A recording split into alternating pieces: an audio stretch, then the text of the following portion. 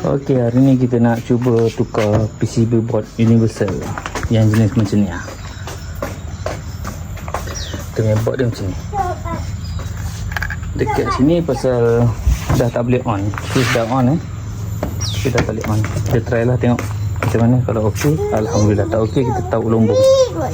First sekali, ini board yang baru yang kita nak tukar tu. Ini board yang lama kita tak nak pakai pasal dia dah rosak.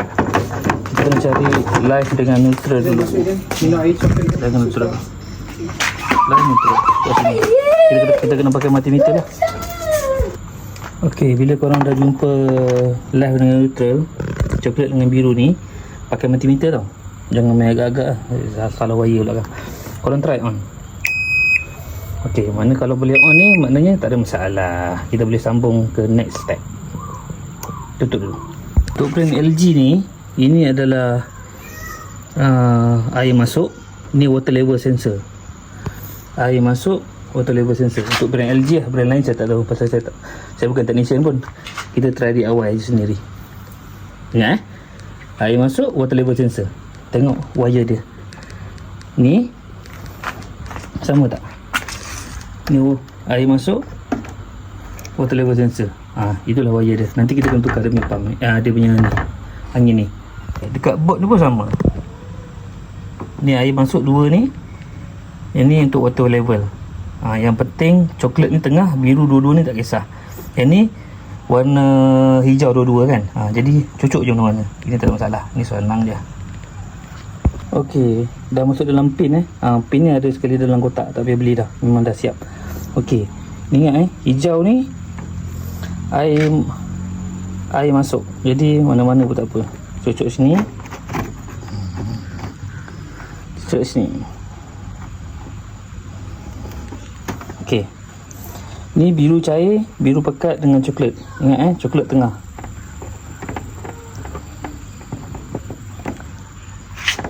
Ni biru cair ni tak kisah mana-mana pun tak apa. Dia senang je pasang mana ni. Saya pun first time pasang. Tengok cara orang explain. Kita try buat lah. Yang penting kena ada multimeter. Kalau tak ada ni susah. Okey, kita cari bahagian sini pula. Spin dengan motor. Sekejap saya convert kepada pin dulu. Okey, ni kena ingat betul merah, oren, kuning, biru. Jangan terbalik kalau tidak nanti dia punya ni spin dengan motor dia terbalik. Jadi merah biru ujung, kuning, oren dengan merah. Okey, sekarang kita tukar water inlet kat belakang. Yang dia bagi sekali dalam kotak ni. Tukar dulu. Ya, jangan risau dia punya kaki lain. Yang ni terbuka sikit, nampak tak? Terbuka, yang ni rapat. Jadi ambil salah satu skru je lah. Yang ni kena masukkan balik. Pastikan dia tak adalah senang tercabut. Jadi kalau senang tercabut, potong, masuk balik. Pasal dia dah kembang kan. Okey, ni dah settle. Okey, dah test on, try spin, dia buang air lama. Air ni dah lama siut dalam ni. Nanti kena cuci kena servis. Dah pusing okey, dah berjaya. Okey, kenapa saya repair? Pasal saya dah beli yang baru, yang manual.